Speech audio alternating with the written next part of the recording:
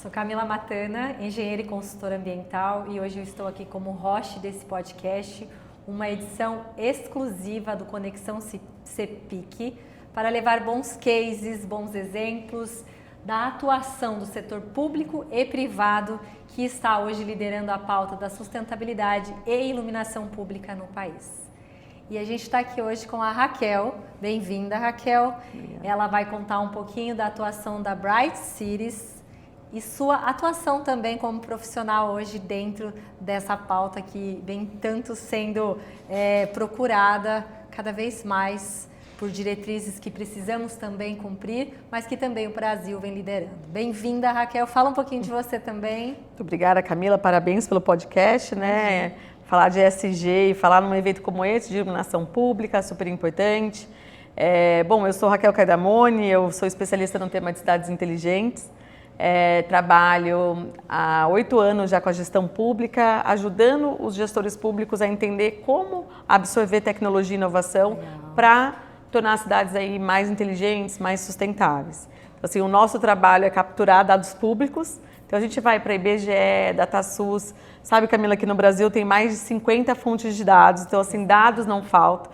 O que falta é como consolidar isso e transformar isso numa forma de orientar os gestores públicos, como eles podem usar esses dados para poder direcionar melhor as políticas públicas. Então é aí que a Bright trabalha, é uma plataforma, é gratuita, tem uma versão gratuita, tem uma versão paga, né, que é para os gestores, mas qualquer pessoa, cidadão, setor privado, os gestores públicos podem entrar lá, brightcities.com.br ou brightcities.city e colocar o nome da cidade. Hoje a gente avalia os 5.570 municípios do Brasil. Então o nosso objetivo é consolidar os dados públicos e gerar um diagnóstico para as cidades. Então a gente consegue avaliar as cidades na área da saúde, da educação, do meio ambiente, do urbanismo. A gente pega tudo que é dado que já tem uma fonte pública e consolida. E aí o que a gente faz, que é bem interessante, é a gente consolida indicadores que já estão no mercado.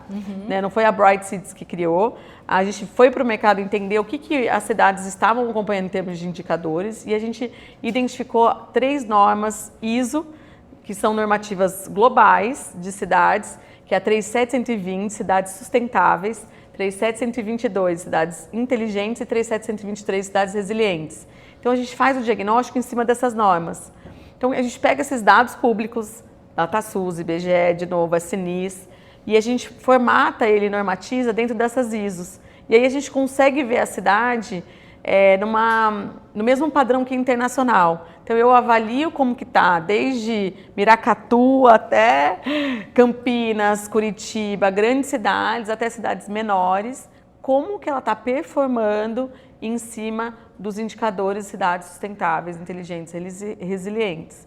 E o que isso é interessante? Porque está totalmente essas normas alinhadas aos Objetivos de Desenvolvimento Sustentáveis. Eu vi que você fala bastante sobre isso, que é muito importante aqui, tem tudo a ver com a ESG, né? Então, assim, todos os indicadores, quando a gente avalia uma cidade, a gente está impactando ou a área do meio ambiente, ou a área social, ou a governança. Então, o que a gente faz esse trabalho é criar um diagnóstico para a cidade, avaliar como ela está performando e nos indicadores que ela não está bem. Então, a gente identificou aqui que em saúde tem uns indicadores aqui de número de profissionais de saúde mental, está abaixo da média nacional. Quais são as soluções que a cidade pode fazer? Então, a gente tem a parte do diagnóstico e a gente tem o marketplace de soluções e boas práticas de cidades, que também é gratuito, acesso para qualquer pessoa. Tem mais de quase 1.500 soluções e boas práticas. Então, a gente identifica onde pode melhorar e também sugere, né, oportunidades, soluções, empresas ou também boas práticas de outras cidades que estão fazendo para, por exemplo, melhorar, aumentar o número de profissionais da saúde mental, por exemplo, que já é atualmente um indicador de cidade sustentável. Nossa, gente, eu falo que eu vou sair daqui hoje tão mais feliz, porque é tanta coisa boa acontecendo e o papel, novamente, desse podcast é isso, é divulgar, ser ponte, é dar vozes a bons projetos para que cada vez mais aumente o engajamento. E você falou, assim, o coração do ESG, que é a palavrinha indicadores. Sim. Então, está todo mundo trabalhando para se ter uma melhor performance, um melhor resultado. E a pergunta é, já que você tem também uma visão de números, o Brasil ele está avançando e qual a velocidade, se ele está avançando dentro de pautas como são tantas pautas. Sim, mas o desenvolvimento, mas vamos falar dizer, né? aqui em desenvolvimento sustentável. O Brasil está avançando? Então, assim, o objetivo, né, os Objetivos de Desenvolvimento Sustentável são as 17 metas, você até comentou hoje aqui, pouca gente, né, ainda conhece, infelizmente, apesar de ser bastante difundido. Também, né, o conteúdo aí está gratuito, é só colocar ali no site da ONU. São 17 metas que existem e são mais de 169 ali, indicadores para poder acompanhar essas metas. Globalmente, a meta era entregar, né, em 2030, estamos em 2025. Então, a gente sabe que a maioria dos países e também das cidades aqui no Brasil não vão atingir as metas, que são 17, tem desde acabar com a pobreza, equidade de gênero. Então, sim, a gente está longe, né, da entrega, porém, a gente vê que há um avanço sobre o tema.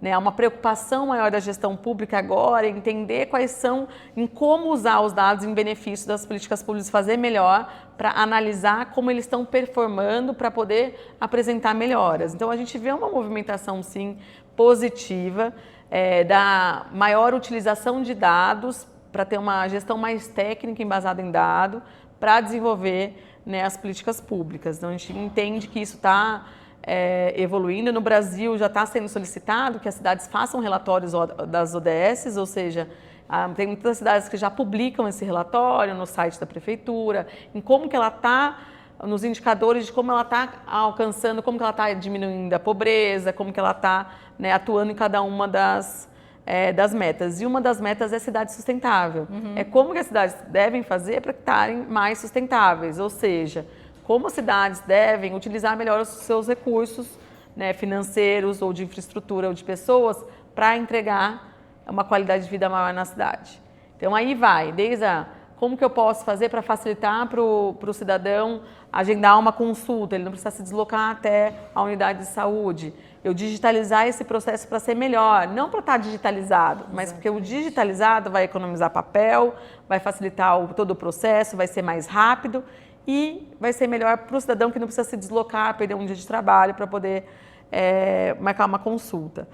Até digitalização dos serviços, para ser tudo mais fácil, como que também a gente tem a inclusão de tecnologias como telemedicina, então tem cidades muito pequenas no Brasil, né? A gente também falou disso, que você falou como que estão as cidades do Brasil em relação a isso. Acho que a gente tem um caminho ainda para andar, mas tem diferentes cenários. Então depende da cidade, né? Então a gente depende do estado, da região, então é importante a gente olhar também aquela cidade específica, como que ela pode, do cenário atual, por isso o diagnóstico é relevante, para eu melhorar eu preciso entender como eu estou. Então o diagnóstico é o primeiro passo.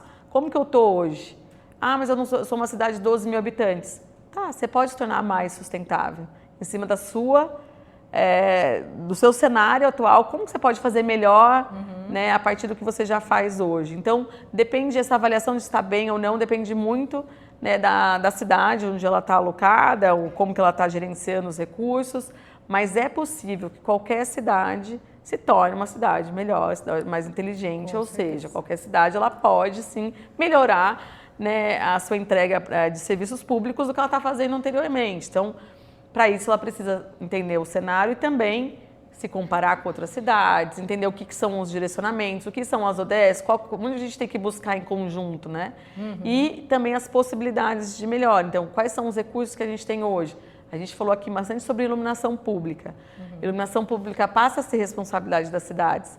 E aí ela passa a ter uma oportunidade de substituir aquele, né, o básico da iluminação pública, que é para uma lâmpada mais eficiente, mas também aproveitar toda a infraestrutura do poste para alocar outras tecnologias, como câmeras de segurança, sensores, para poder avaliar também outras coisas e medir melhor o que precisa aquela população.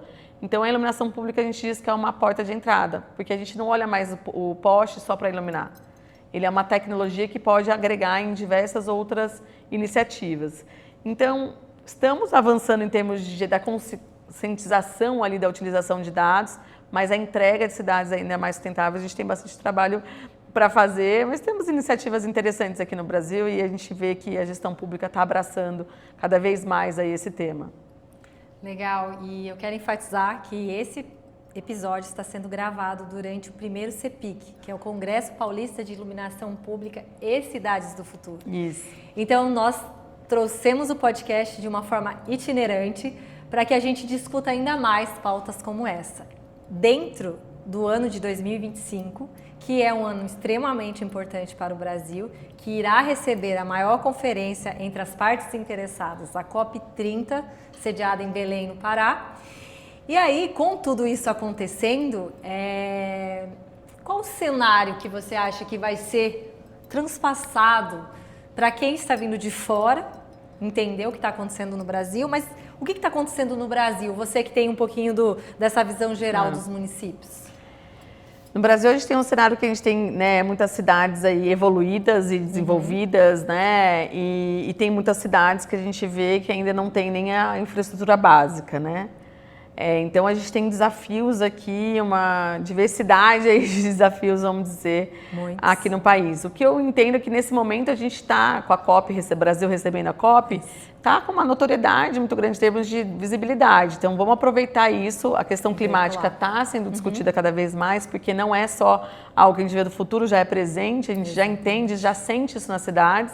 Então, a gente vê o que aconteceu no Rio Grande do Sul, as cidades que foram, né, imensamente impactadas, o que nunca se imaginou. Então, hoje essa pauta já está dentro qualquer pessoa já está sendo afetada, né? A questão climática, a gente já sente isso.